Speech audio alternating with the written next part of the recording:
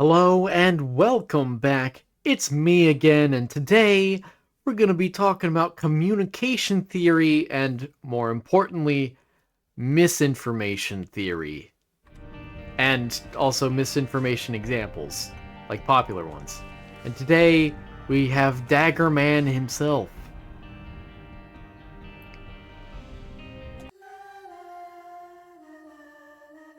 And by the way, Iscariot, his last name, may not actually be his last name.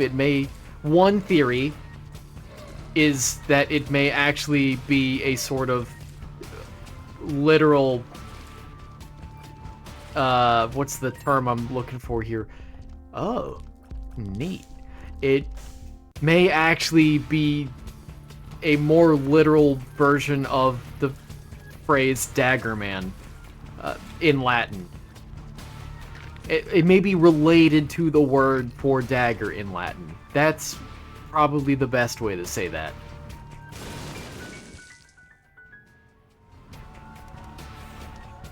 What is going on with these amazing starts recently?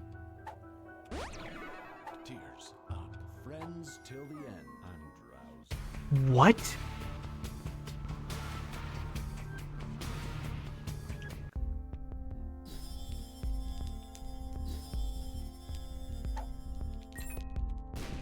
I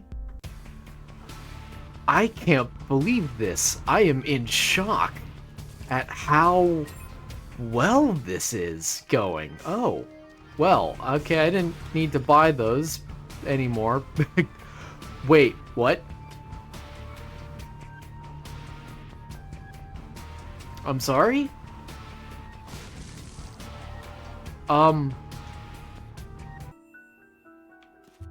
Why is the regular secret room there? Oh, because I didn't finish exploring the map. Because oh, did they change the compass? They may have tweaked the compass. And we have a trinket. Ladies, gents, germs, and non-binaries. I don't mean to imply that non-binaries are germs. You are much loved and appreciated, just as anyone else is. I got confused by the map layout, and it may be because they changed how the compass works. This is an incredible start to a run. I am in shock still. Wow. Wow. Wow. No, I guess they didn't. I'm just paranoid or something. Nice. So, let's start off by talking about communication theory. It will set the stage for talking about misinformation in just a minute. Well, maybe a little bit more than a minute, as you can tell by the video timer. Oh, okay. Also, it pairs nicely with yesterday, because yesterday was information theory, and communication and information have related theories, as it turns out. Maybe you weren't aware of that fact, but now you are, so rejoice. For you have learned something new. You are a little bit smarter today than you were yesterday. And there we have a perfectly disposable trinket.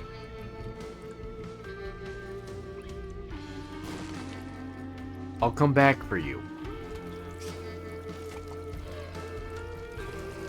Give me just 1 second of peace and quiet, and then I'll get started. Okay. And we just immediately get I'm drowsy back again. Okay, that's cool. Another?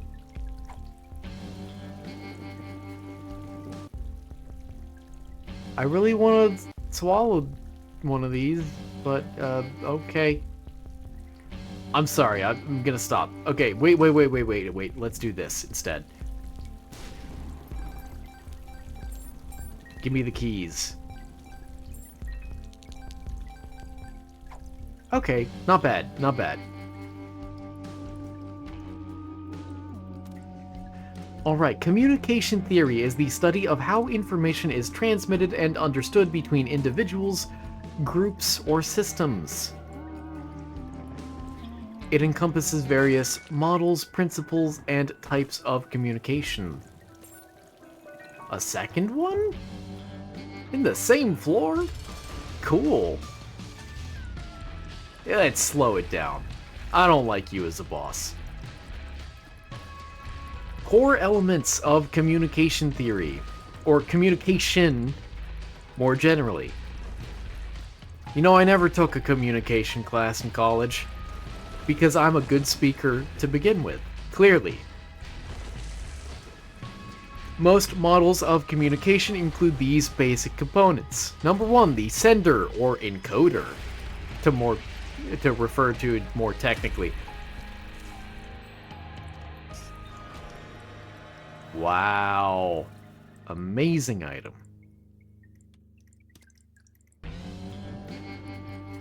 The sender or encoder is the originator of the message. Then we have the message itself, which is the content being communicated, obviously. We have the medium or channel, which is the method used to deliver the message, such as through speech, writing, or social media. We have the receiver or decoder, the individual or group interpreting the message. I guess I'll take Swallowed Penny. We have feedback, the receiver's response to the message, and we have noise, which is any interference that affects the message's transmission, which can be literal or psychological. There are a variety of communication models out there. The first one I'll start with is the Shannon-Weaver model from 1949, and I do believe this is the same Shannon responsible for information theory that we talked about just yesterday. This is the mathematical model of communication. Certainly not the only one, but I guess this is colloquially, that isn't quite the right word. I guess this is just referred to as, like, the mathematical model. Yeah, quit your crying. Because you're dead. That was weirdly aggressive of me. Please don't hold it against me. Oh, gross. Oh, gross. Oh, good. Nice. In fact. Ooh, can I find the secret room? No, I cannot. Unless it's over here. Unless it's over here. Aha! I knew I'd be right eventually. And I'll blow you up too. Wow! So the Shannon-Weaver model, again from 1949, emphasizes clarity and technical transmission and introduced the idea of noise. This is... is it a fly item? I actually don't know. Oh well, I'll assume it is. I feel like I've tested this earlier in this series and found that it wasn't. Ow. Thank you for the penny. Me. I'll just grab that in ghost form. Actually, I'll do that now. Why not? I just need to survive the boss, which I'm gonna do anyway. The second model to talk about is Berlow's SMCR model.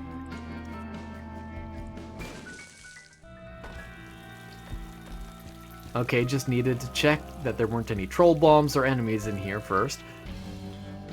The SMCR model stands for Source Message Channel Receiver model.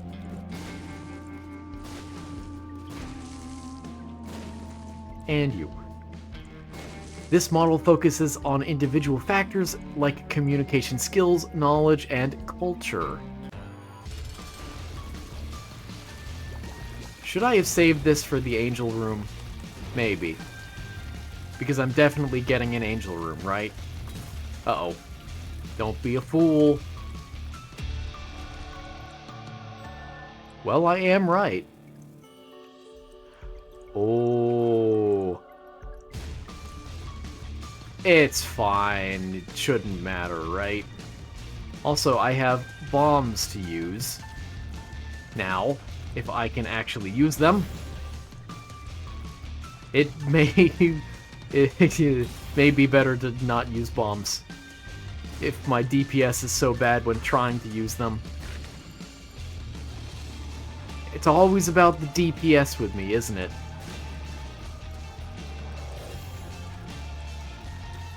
That's all I ever talk about. That's all I ever care about is DPS.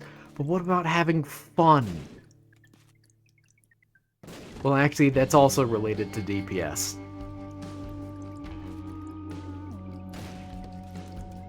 A third model to talk about is the Schramm's model. I guess not the Schramm's model, just Schramm's model. SCHRAMM. The name of a dude, probably. This model highlights the role of shared fields of experience and introduces the concept of feedback loops. Then lastly, there is the transactional model of communication, which states that communication is a simultaneous process. Both participants are senders and receivers continually affecting each other. Now, let's introduce misinformation in this context. Misinformation... Oh, let me go down here. Ooh, okay. Oh, why did I even do that? I have the Holy Mantle. Misinformation refers to false or inaccurate information spread without the intent to deceive, unlike disinformation, which is deliberately misleading.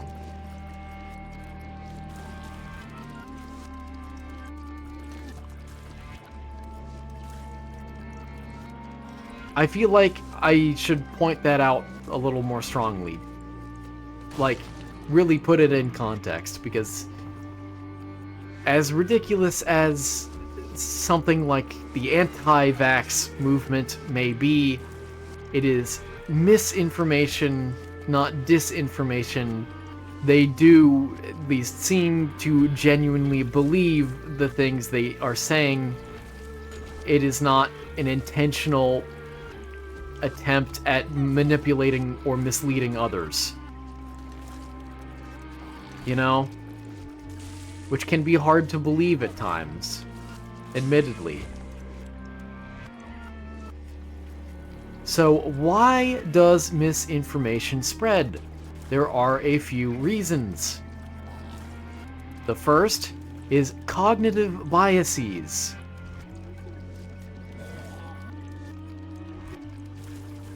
Ooh. There we go. Yeah, I'll have you. Nice. So, confirmation bias says that people favor information that that supports their beliefs. Cool.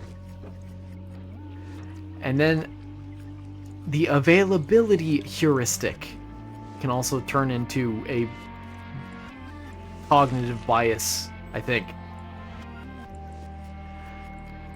The availability heuristic states that people judge something as more likely if it's easily recalled, often due to media repetition. Let's use this, since I have it.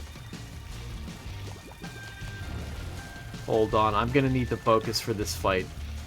Only because I got hit the first time I did this fight. just a few minutes ago, and I don't want to embarrass myself like that again. Cool! Alright.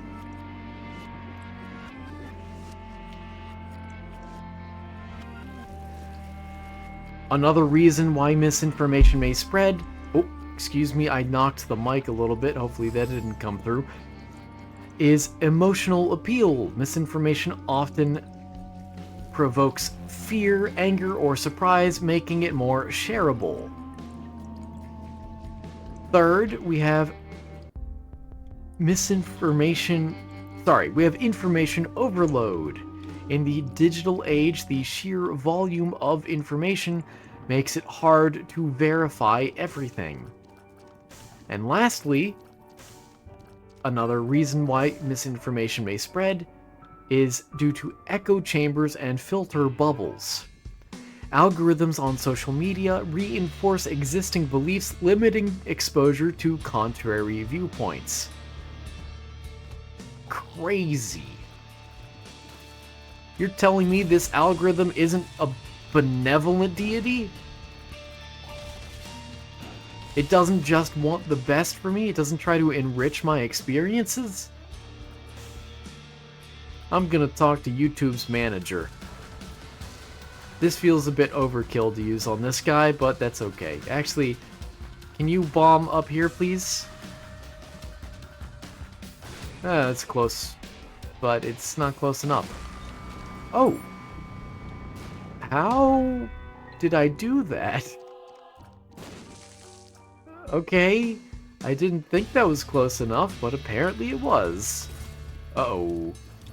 Yeah, as long as the penny doesn't spawn on the center platforms.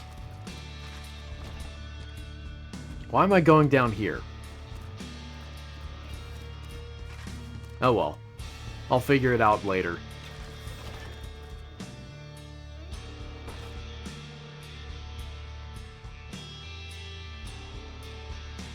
Let's see. Next, how communication theories explain misinformation. So let's talk through the various models I mentioned. I mean, I didn't actually describe any of the models, really, that I previously mentioned. I just gave a basic... I basically just gave the title of each model, rather than describe it functionally. But... Oh, Bob!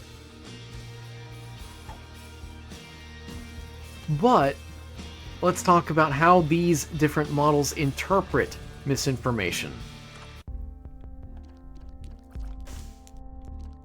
I guess it's stew time. I guess I'll take a health up.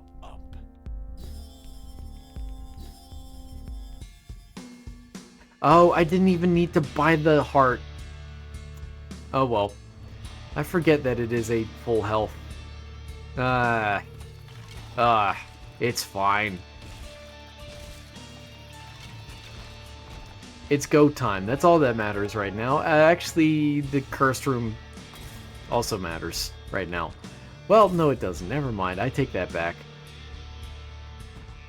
I'm just all over the place right now, aren't I? The Sigil of Baphomet. I will take that over the Swallowed Penny.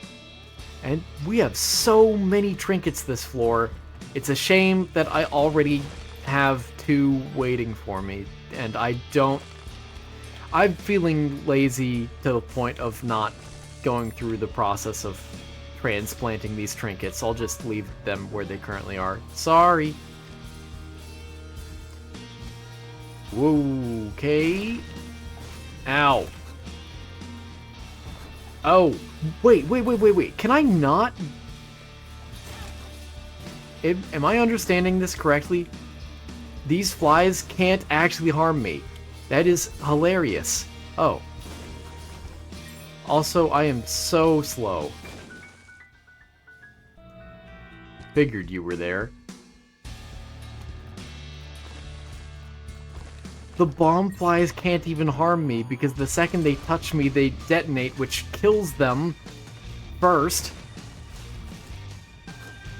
before they actually deal damage. My Sigil of Baphomet activates, if I'm understanding that correctly.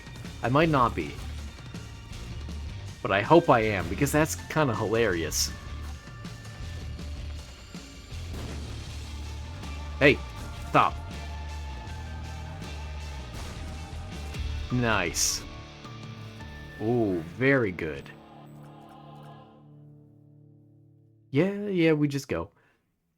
So the Shannon-Weaver model says that noise can distort the message. In misinformation, noise includes biased sources, poor journalism, or manipulated media. So it very much applies. Okay. This is fine. This is fine.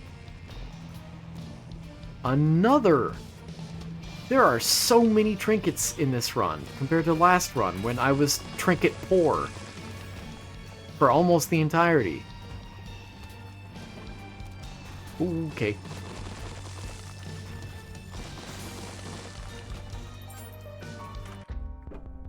Yes.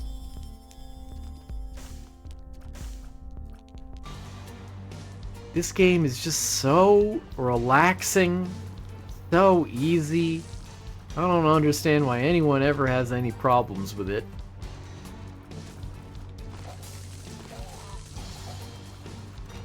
Oh, so good. I will hurry on up.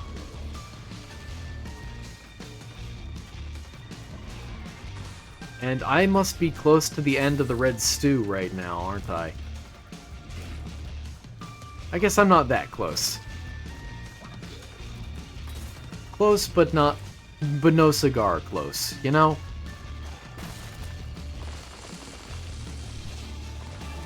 Give me the shield. Well, sorta worked. Oh, wait. No, I have the compass. I got the fool? Okay. Alright. Well, that simplifies things. I have the compass, so I should be able to see the planetarium from a distance. But there's a library. Ooh. Next, the transactional model for misinformation says that misinformation changes the dynamic interaction between sender and receiver. Oh, thank you. Feedback loops can reinforce falsehoods. Whoa, there we are. Great. Perfect. Oh yeah, I do have both. Right. Cool.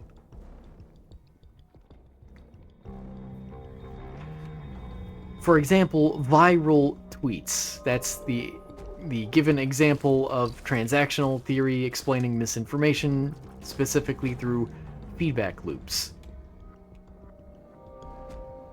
Yeah, shop more important. I expected the Sigil of Baphomet shield to last a fraction of a second longer, but that's okay. I make do.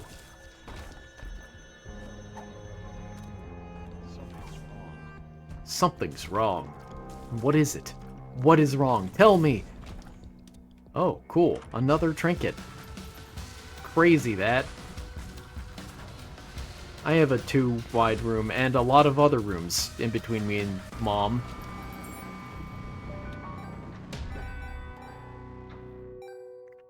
The cultivation theory. The cultivation theory? That's a poor way of introducing it. Oh, there's the appropriate skull. Cultivation theory says that long-term media exposure shapes perception. Repeated misinformation can distort reality. Yeah, I believe that. But that also should mean that you can distort it back as well, right?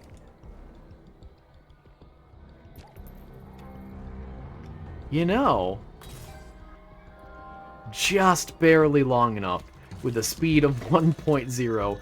Oh, that's great. Or just barely fast enough, I should say.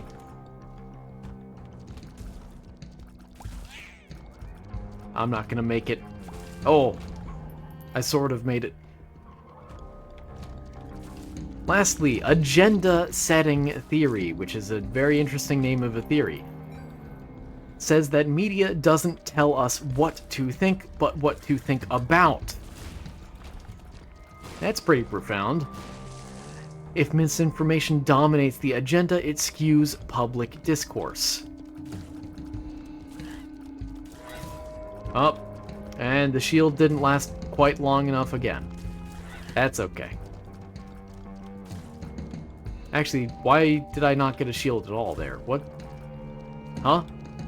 I have killed. Have I not? Or have they nerfed the Sigil of Baphomet? Is it now only a shield until I first receive damage? Does it cease to be a shield after? Whoa. I swapped to the Book of Shadows, and then I just expected myself to have a shield. I don't know why. Thankfully, I didn't get hurt, but that was why my movements were unusual and why I freaked out. Don't you dare.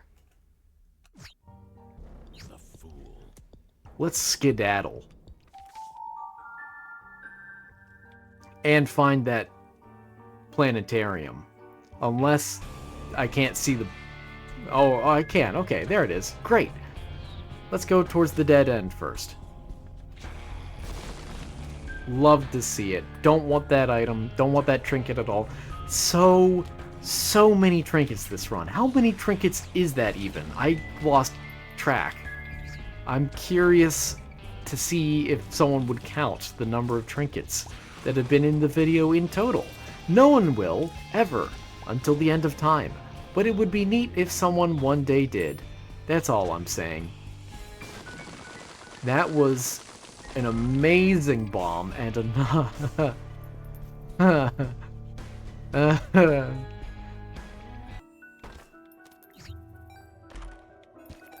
Wow. Wow. And another the fool. Okay. Let's next talk about how to combat misinformation, not information, through communication strategies. And I'm gambling here. Okay. Phew. I gambled correctly, I guess. Let's use that. Actually, I don't feel like dealing with you. That was the correct answer.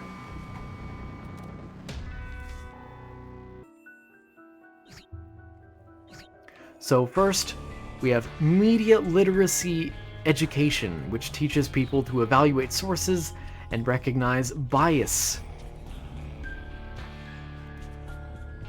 Hey, bud. Oh, I'll come back when I have a full charge. How about that?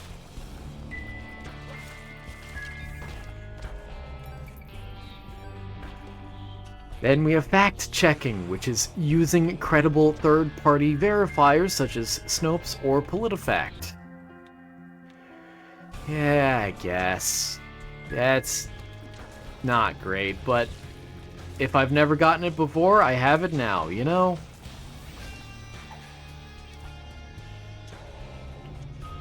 This could help. Could.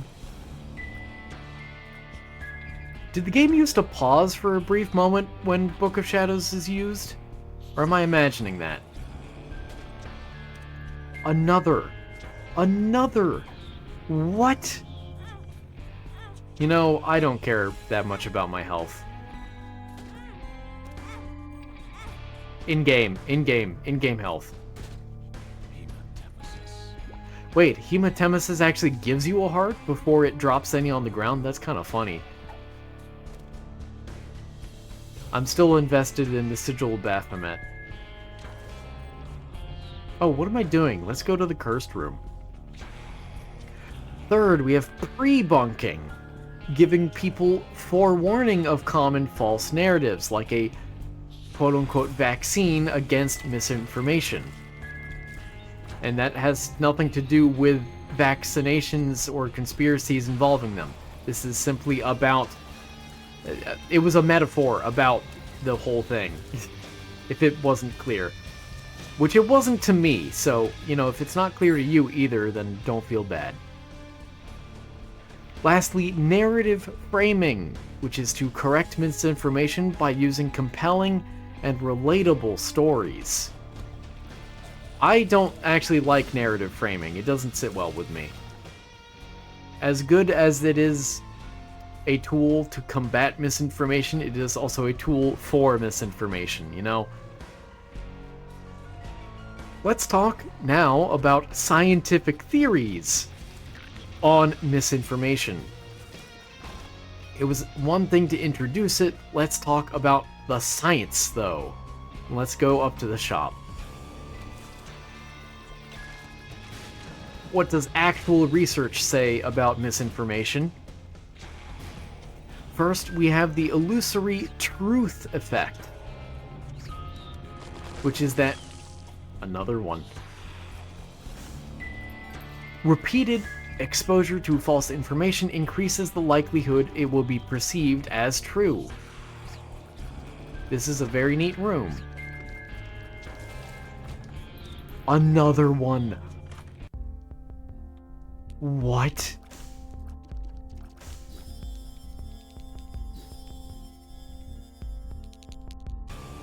I don't know what's going on anymore. Why are there so many trinkets? So the key study that introduced the illusory truth effect is from Asher, Goldstein, and Topino from 1977.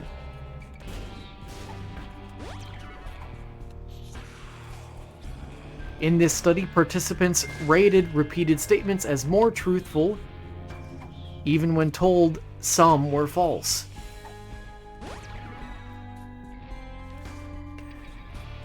A modern replication was done by Fazio et alia in 2015, which showed that repetition increases perceived accuracy even if you know it's false initially. That is disturbing, honestly. So if you repeat something false, even after someone knows it's false, they're still more likely to believe it, just by the fact that you've said it twice. That is concerning. Oh boy. Next, cognitive dissonance theory. First introduced by Festinger in 1957. Thank you, Sigil of Baphomet.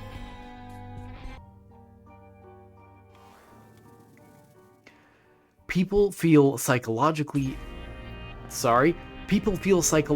discomfort when they hold two contradictory beliefs. They often resolve this by rejecting conflicting information, such as accurate corrections to misinformation. People would rather have consistent beliefs than correct beliefs, in other words. Maybe that's a bit of a stretch to say. But it's along the right lines for what that theory is showing. Wait, that was a tears up. I always forget. No.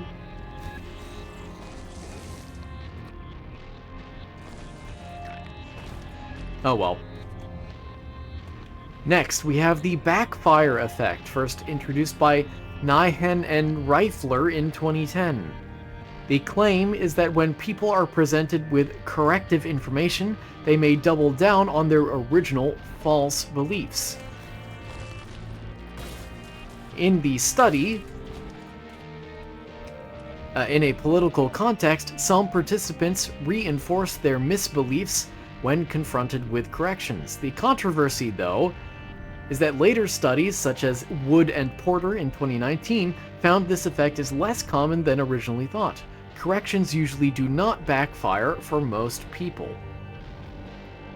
Then we have confirmation bias. What are you still doing here? I'm so curious. But I'm not about to tempt fate here. That's I don't want to throw away this whole run just to see what on earth that actually does. Does it actually send me to the void?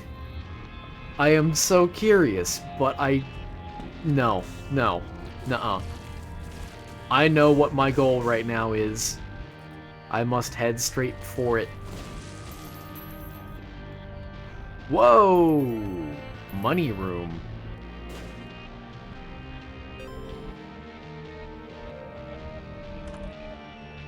Quince! Excellent item. So confirmation bias says that people tend to seek out and interpret information that confirms their pre-existing views. For example, Garrett et al. In 2013 showed that people tend to avoid fact checks that challenge their ideological beliefs. Then we have social identity theory introduced by Tafel and Turner, or maybe it's Tajfel? Tafel?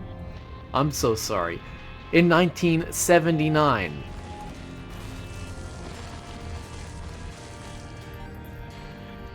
Misinformation can become part of a group identity. People defend, oh, nice, beliefs associated with their group even when they are false. For example, partisan misinformation in politics or vaccine hesitancy in some communities. Even in 1979, huh? Actually, I shouldn't say that at all. I know enough history to know that vaccines have, first of all, been around for a lot longer than people realize, and that for just as long there has been hesitancy and resistance to vaccinations as well. So there truly is nothing new under the sun, I guess. Okay, the answer is clear. Next, we have inoculation theory from McGuire in 1961. No! No! I didn't want the rotten heart. Oh well. Similar to a vaccine, exposing... I didn't miss any cracked keys so far, right? I don't think so. Right? Right? Right? So similar to a vaccine, exposing people to a weak version of a false argument builds resistance to stronger misinformation later. That is very funny. As a recent application, Van der Linden et al. In 2017 tested inoculation strategies on climate change misinformation with positive results. That is so ironic. But, you know, it makes sense. That is so funny. Then let's talk about two notable empirical studies and their findings. So, first of all, misinformation on social media was studied by Bosohi, Roy, and Aral in 2018. I hope I pronounced that name correctly. I'm so sorry. Their study shows that false news spreads faster and more broadly than truth on Twitter. Well, of course, it's Twitter. Sorry, X. And emotional novelty makes misinformation more viral.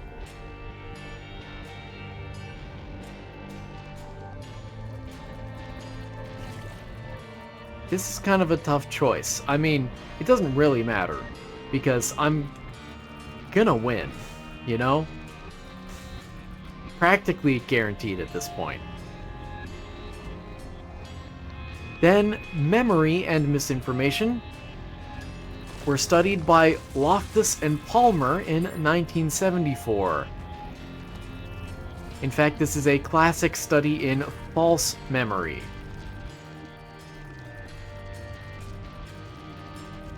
Oop, hold on. Paying attention. Ow. Didn't pay enough attention.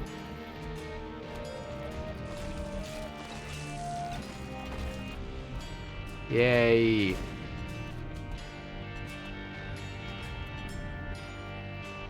So, language used in questions, such as smashed versus hit as two different choices for a verb, distorted participants' recall of car accidents. The implication is that misinformation affects not just opinions, but memories.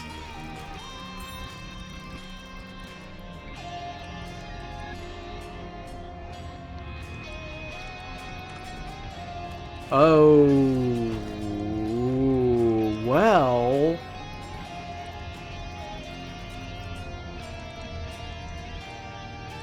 It can't be as bad as that other run, right? Right? Right?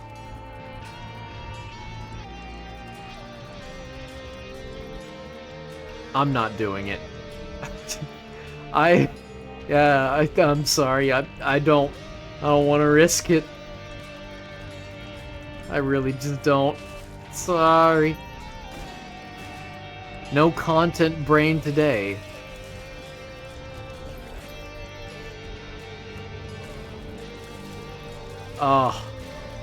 Sigil of Baphomet and Spear of whatever. Spear of Justice. That's not the name, I know. I just felt like saying it. Are a great combination.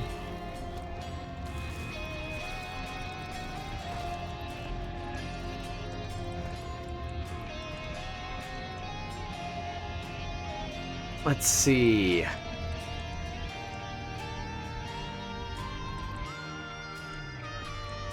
Let's talk about, to cap this off, let's talk about social studies and experiments involving misinformation, although not necessarily scientific in origin. So in other words, just like public school experiments, for example, involving misinformation. You know, like how birds aren't real. So number one, ignore the let's. The Lost in the Mall experiment by Loftus and Pickrell in 1995. And there we have our cracked keys. Excellent. And I can use one of them.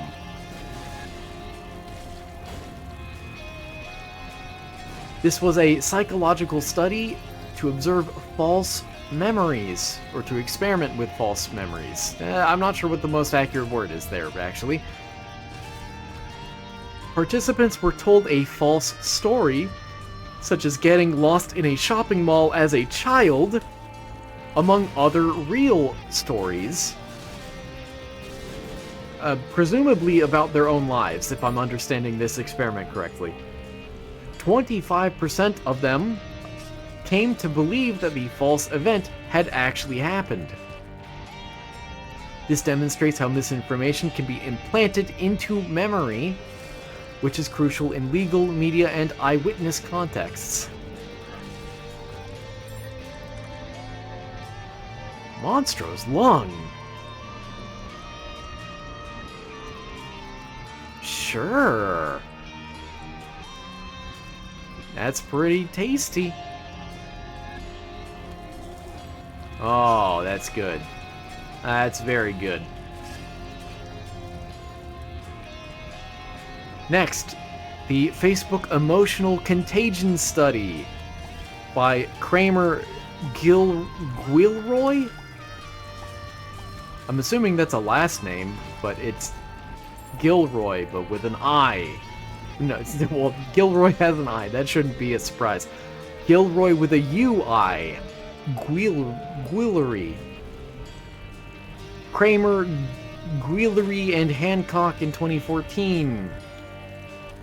So Facebook manipulated users' news feeds to show more positive or negative posts to test emotional contagion.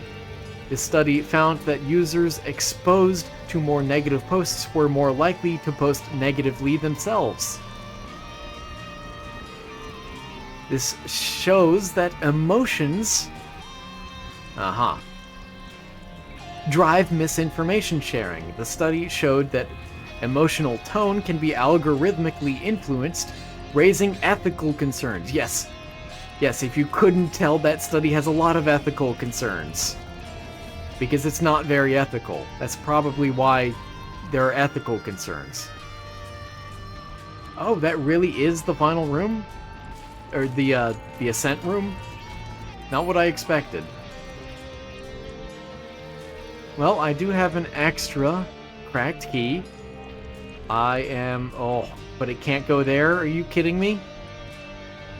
Oh, it can't go there. That was my one guess.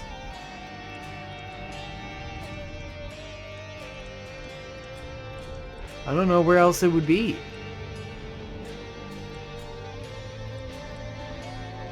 There are so many possible locations it could be. But I'm gonna try over here, I guess. I can... Yeah, I can. And one more time, let me verify I have an extra cracked key. Just don't want to lose that. Does not seem like I got it. No. Okay. Cool.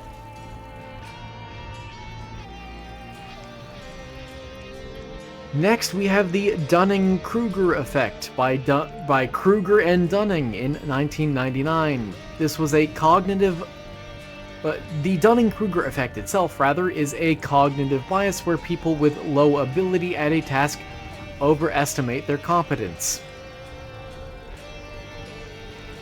The implication is that people who are least informed may believe that they are the most informed, a huge barrier to correcting misinformation, especially in scientific and political debates. Next, we have the Pennycook and Rand's fake news studies from 2017 through 2020. Oh, get destroyed.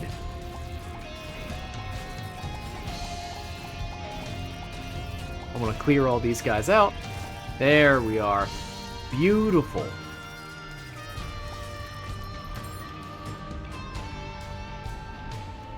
Pennycook and Rand tested why people believe and share fake news and whether critical thinking or political bias was more responsible, ultimately.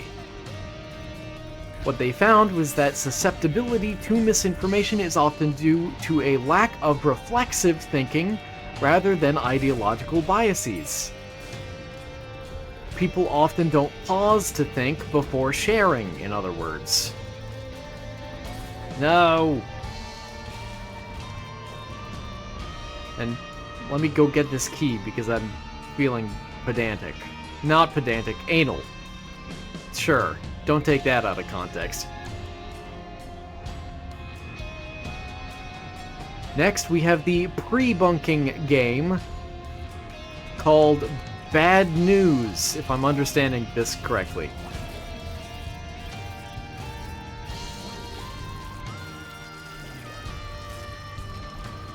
Rock? No. No rock. Oh. Hey, can you take my rotten heart away from me? Perfect, thank you.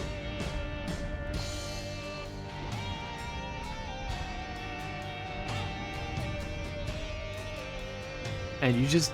Alright, first payout, perfect.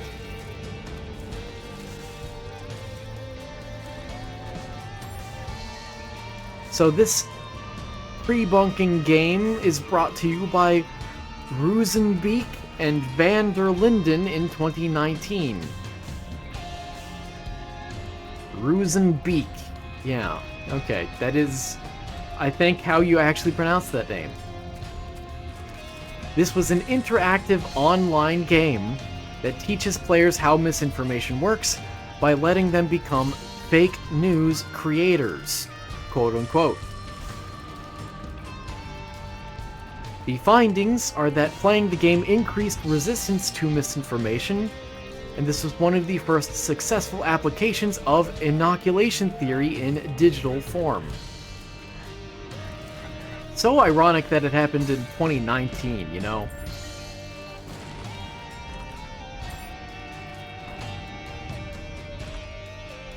Next, we have the Clean Up Your Feed study by Guess et alia in 2020. Guess et alia. What a name. I mean, Guess, not the et alia, because that's just Latin for and the others.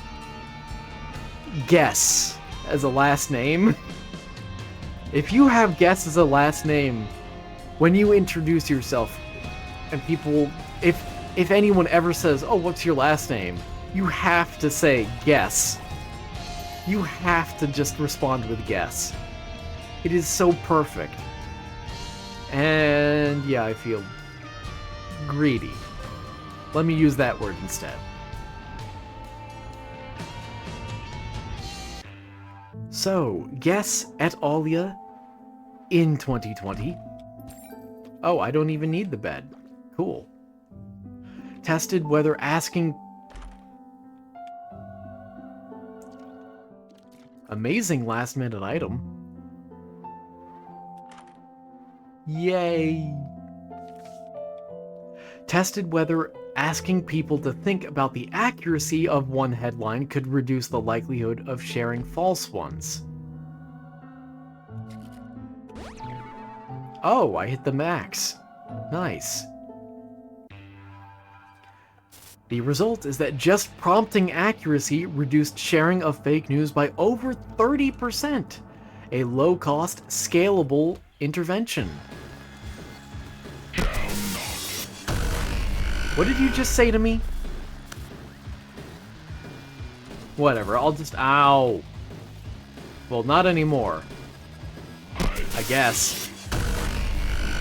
Ow. I just feel like taking it easy this fight, that's all. I hope you don't mind. Next, we have Project Debunk by Sage in 2021. Sage is some sort of organization, S-A-G-E, all capital. No idea what it stands for, or who they are. You know... Ah, great. Never mind. I was gonna say maybe I should just use the Book of Shadows here, but I don't feel like it now. Instead, I'll just... Oh, I got him with the slow. That's what happened. I'll just hit you with a drive-by like that. So Project Debunk was an interdisciplinary project looking at how to combat COVID-19 misinformation using infographics, influencers, and myth-busting. Wow. They tested debunking messages in real time on Twitter and YouTube. And used trusted messengers and culturally relevant formats. So they all said skibbity riz, I guess. And it just worked? I don't know. There were no actual results listed here. So... the results are whatever you want them to be. Next, we have The War of the Worlds, broadcast by Orson Welles in 1938. This fictional radio dramatization of a Martian invasion caused mass panic in parts of the US, as some listeners thought it was real. This is a classic example of mass misinformation via media. This is often used in media studies to demonstrate how medium and framing shape perception. Next, we have Nyhan and Reifler's political misinformation study from 2010 through 2015. They tested whether political misinformation can be corrected and examined common myths, such as death panels and Iraq weapons of mass destruction. So, this is a bit dated now. That he hurts? Oh. Huh. The key result is that corrections often worked, but sometimes strengthened false beliefs, especially if the myth aligned with the political identity, which is the backfire effect as discussed earlier. Then we have TikTok and vaccine hesitancy studies. I was able to win in time, yay! From 2020 through 2023. This is the last one. Well, there's one more personal favorite that I teased earlier, I guess. Although I don't actually have much information about it written down.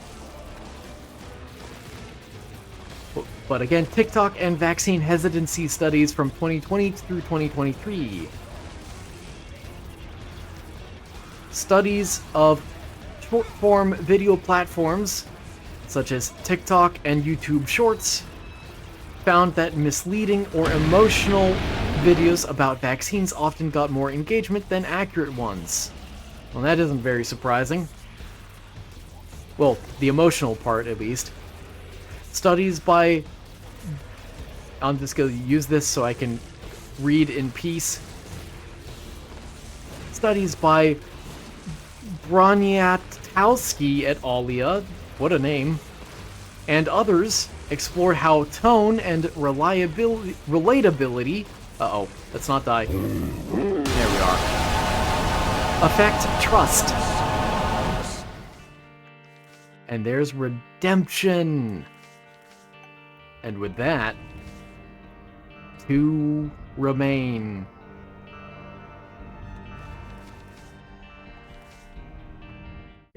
If you couldn't hear me, because I'm not sure what the audio mixing really is, because that cutscene after defeating the beast is so loud in my ears, at least. I'm not sure if it drowns me out in your ears, but I said that studies by Broniatowski et al. And others explored how tone and relatability affect trust. The final thing I want to mention is the birds aren't real conspiracy theory, which, if I am recalling correctly, started as like a high school study, or maybe college level study, of misinformation, where students were tasked with coming up with a fake conspiracy theory and then spreading it.